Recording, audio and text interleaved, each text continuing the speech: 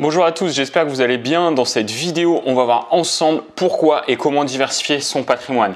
Effectivement, l'immobilier c'est bien, c'est vraiment le socle, je dirais, de toute constitution de patrimoine pour chacun, mais à un moment donné, dans votre vie, à un moment donné dans vos investissements, vous allez effectivement vous poser la question dans quoi investir, dans quoi diversifier votre patrimoine, outre l'immobilier. Et c'est donc justement ce que l'on va voir dans cette vidéo.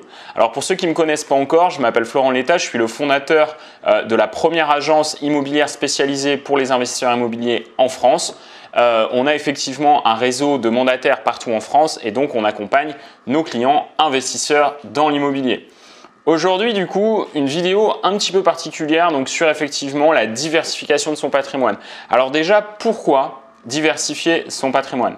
Eh bien simplement parce que en fait, vous n'êtes pas à l'abri d'une crise et même si l'immobilier sur le long terme est effectivement un investissement qui prend de la valeur, nous n'avons qu'à regarder effectivement les courbes de l'évolution du marché de l'immobilier de 1960 à aujourd'hui et on se rendra compte qu'effectivement sur du long terme, on a un trend plus que positif qui ressemble effectivement à cela.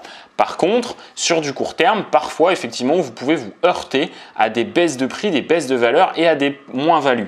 Et donc, c'est l'un des gros intérêts de la diversification de votre patrimoine, c'est que vous allez effectivement pouvoir lisser votre risque, lisser la rentabilité de vos investissements sur différents actifs. Donc l'immobilier, c'est très bien, mais au final, quels sont les autres actifs sur lesquels vous allez pouvoir investir?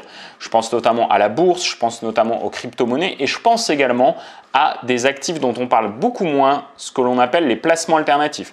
Pour ceux qui ne le savent pas, je suis donc le cofondateur et également le gérant de la société Artemisia Investment, qui est en final la première société que j'ai créée il y a à peu près 2 ans. Et cette société, au final, propose à ses clients d'investir sur des objets de collection et des œuvres d'art.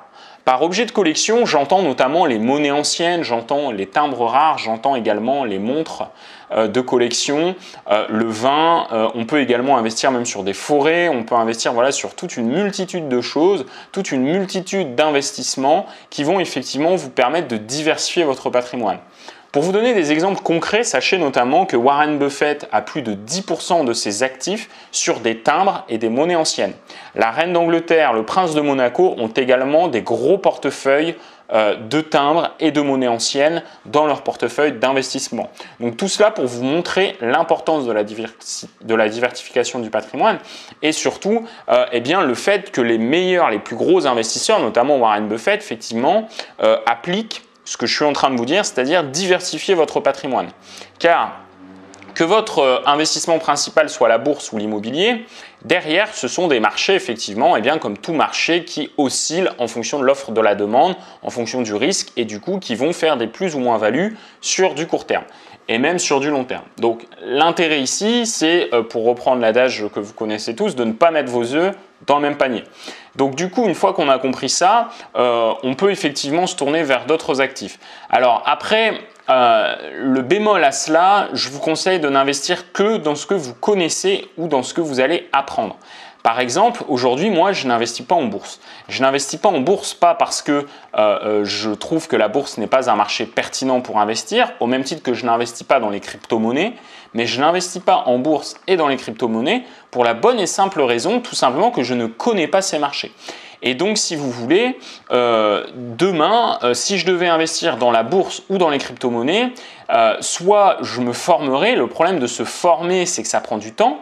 Comme se former dans l'immobilier, se former en bourse ou dans les crypto-monnaies, effectivement, quand on veut faire les choses sérieusement et savoir vraiment comment le marché fonctionne pour faire partie des 10% d'investisseurs qui vont sortir rentables sur ce marché, puisqu'aujourd'hui, quand je vous parle justement d'investissement immobilier et que je vous dis que la majorité des investisseurs ne gagnent pas d'argent avec l'immobilier, c'est le même cas en bourse et c'est le même cas en crypto-monnaie. Tout simplement parce que les gens ne prennent pas le temps de se former et ont l'impression que c'est facile d'investir. Or, dans tout marché, que ce soit l'immobilier, la bourse, les crypto-monnaies, il y a énormément de métriques à connaître, à maîtriser afin de faire partie de cette minorité d'investisseurs rentables. Et donc, du coup, si vous souhaitez diversifier votre patrimoine, 2 possibilités. Soit vous avez le temps de vous former, c'est la meilleure solution selon moi. Et si vous n'avez pas le temps, vous pouvez déléguer effectivement la gestion de votre portefeuille. Le problème de déléguer la gestion de votre portefeuille sur des actifs que vous ne connaissez pas, que vous ne maîtrisez pas, eh bien, c'est vraiment de ne pas se tromper. Vraiment, regardez, demandez des chiffres, demandez des preuves, contactez des clients de ces différentes structures, regardez si ces structures sont dans les règles légales et administratives. Par exemple, si elles font de la gestion de fonds, est-ce qu'elles ont les agréments AMF, est-ce qu'elles ont, est-ce qu'ils se sont des conseillers en investissement financier, etc., etc. Vraiment, renseignez-vous sur la solidité de l'entreprise qui vous propose le service et n'allez pas investir, par exemple, dans les crypto-monnaies sur des sites qui vous proposent 50% par mois, sans forcément être des sociétés réglementées régulées, sans être au final des sociétés qui vont vraiment pouvoir vous montrer des retours d'expérience concrets, factuels, et pas des potes de potes qui font des vidéos pour dire oui, le produit est génial, mais vraiment des témoignages solides. Si vous n'avez pas ça, n'investissez pas sur ce type d'actifs parce que vous risquez effectivement de perdre de l'argent. Dans le meilleur des cas, ce sont des gens qui croient en leurs produits mais qui n'ont pas forcément les compétences et le recul pour réussir à vous garantir des rendements escomptés.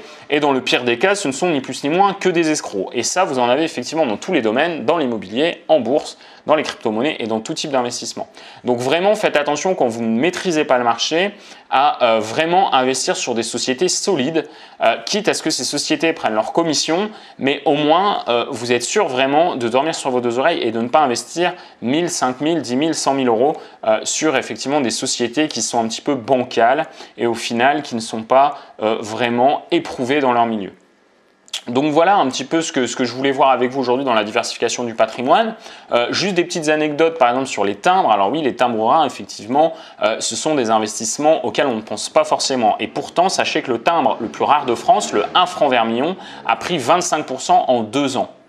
C'est-à-dire que le 1 franc vermillon en 2016 cotait 100 000 euros. La cote aujourd'hui du 1 franc vermillon est passée de 100 000 à 125 000 euros en 2 ans. Donc au final, une plus-value de 25% en 2 ans sur un bien qui est tangible, palpable, puisque vous détenez effectivement le timbre physiquement. Et en plus de ça, ce sont des biens justement qui ne demandent aucun entretien. Comparé à l'immobilier, si vous mettez 100 000 euros dans l'immobilier, effectivement, votre rentabilité, derrière, vous allez effectivement être obligé de gérer vos locataires ou en tout cas, vous allez avoir une rentabilité moins intéressante si vous déléguez la gestion de votre bien immobilier. En plus de ça, il y a des frais d'entretien, etc., etc. Alors que là, un timbre, le timbre, voilà, vous le mettez dans votre poche et j'ai envie de dire, voilà, vous êtes tranquille. Donc du coup, ça, c'est quand même le gros avantage aussi de la diversification, c'est que vous allez pouvoir diversifier sur le risque. Vous allez aussi pouvoir diversifier tout simplement sur le fait d'avoir des actifs qui vont vous demander du temps, d'autres actifs qui vont vraiment tourner en automatique parce que pour le coup, prendre 25% en 2 ans sur un 1 franc vermillon, sur un timbre, c'est totalement automatique. Et donc ça, effectivement, ça va justement vous permettre de diversifier tout cela et au final de pouvoir vraiment sécuriser vos investissements puisque vous allez les diversifier. Voilà du coup ce que j'avais à vous dire sur la diversification du patrimoine. Bien évidemment, je précise que je ne suis pas expert, je ne suis pas conseiller en investissement financier.